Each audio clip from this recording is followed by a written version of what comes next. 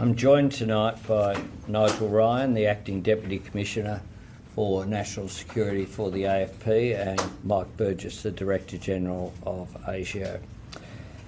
And we don't normally talk at confirmed meetings of the National Security Committee, but I think at this moment it is appropriate to tell Australians that the National Security Committee was convened as a matter of urgency, and we have just come from it. This afternoon there has been a devastating terrorist incident at Bondi at the Hanukkah by the Sea celebration. This is a targeted attack on Jewish Australians on the first day of Hanukkah, which should be a day of joy, a celebration of faith. An act of evil anti-Semitism, terrorism, that has struck the heart of our nation. An attack on Jewish Australians is an attack on every Australian, and every Australian tonight will be, like me, devastated on this attack on our way of life. There is no place for this hate, violence and terrorism in our nation. Let me be clear, we will eradicate it. Amidst this vile act of violence and hate will emerge a moment of national unity where Australians across the board will embrace their fellow Australians of Jewish faith at this dark moment for our nation.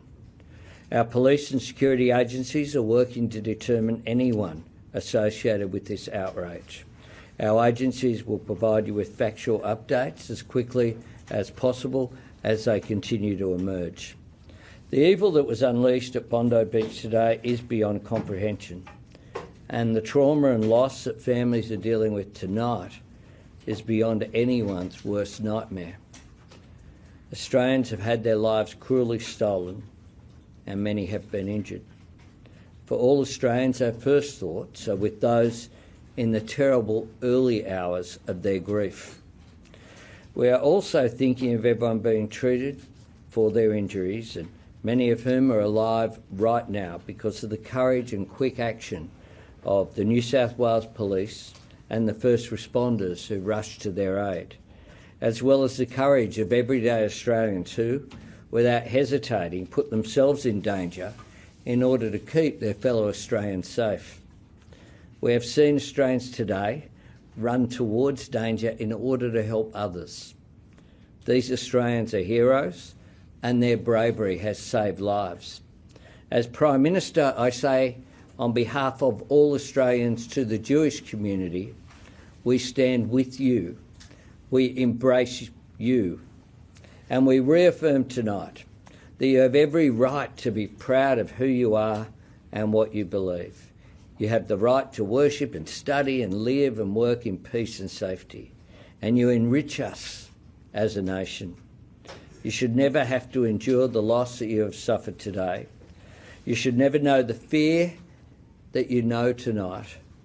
We will dedicate every resource required to making sure you are safe and protected. You are Australian, and all Australians are with you today and every day. My fellow Australians, I say tonight that there are nights that tear at our nation's soul. In this moment of darkness, we must be each other's light. Hold on to the true character of the country that we love. Australia is stronger than the cowards who attacked innocent people today. Australia is braver than those who seek to make us afraid. Australia will never submit to division, violence or hatred. We will see justice done, and we will come through this together.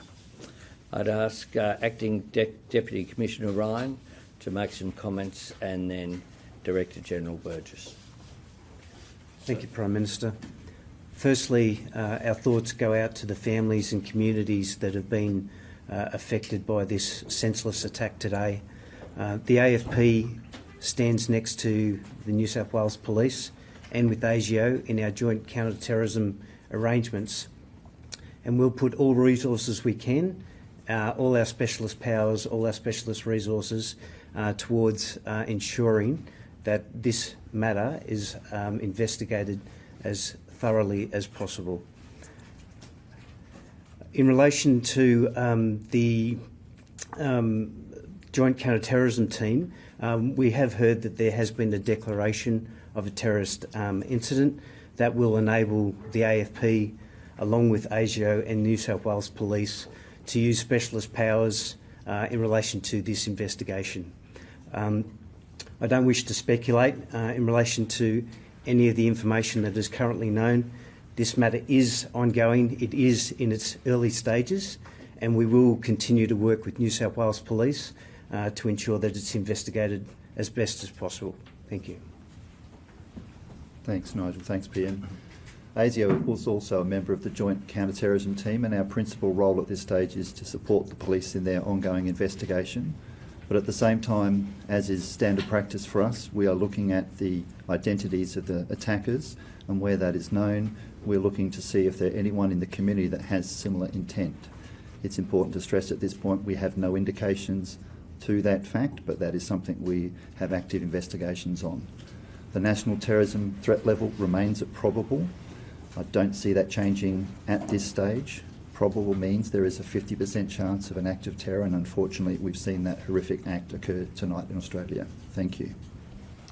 A few questions. Charles? Prime Minister, you've called this terror. Are you aware of any other terror threats at the moment, and what's your message to Jewish Australians who may not feel safe in Australia tonight?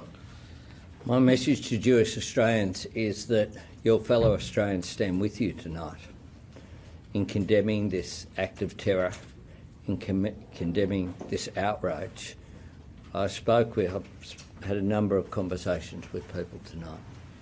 One of the Jewish community leaders said to me that we know where anti-Semitism leads, that it leads to an attack on everyone, not just Jewish Australians.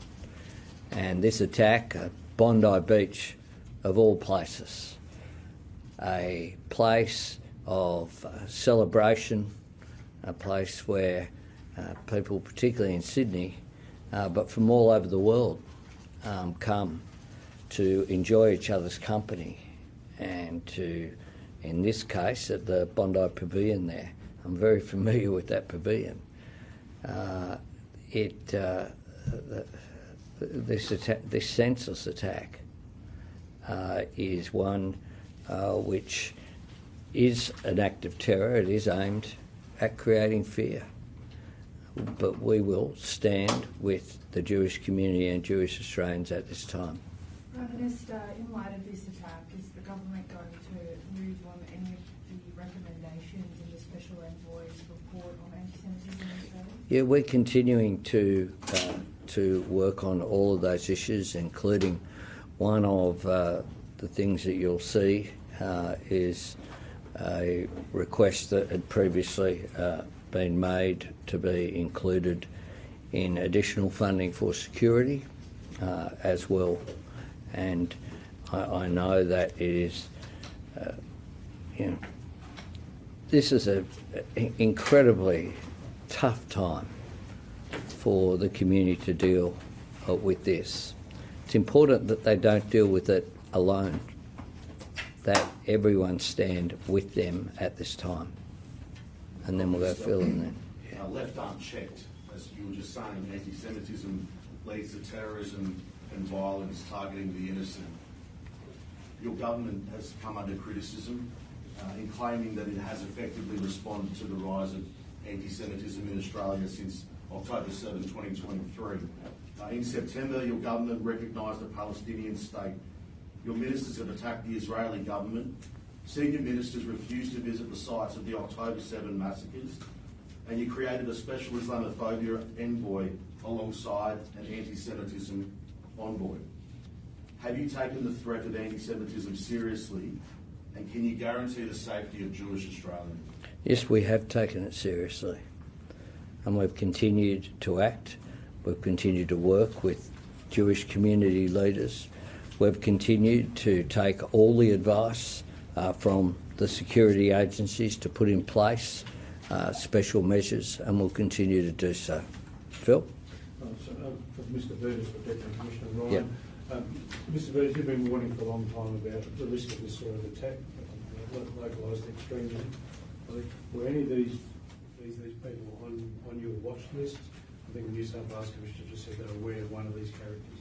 They were keeping an eye on him. Was he on your radar?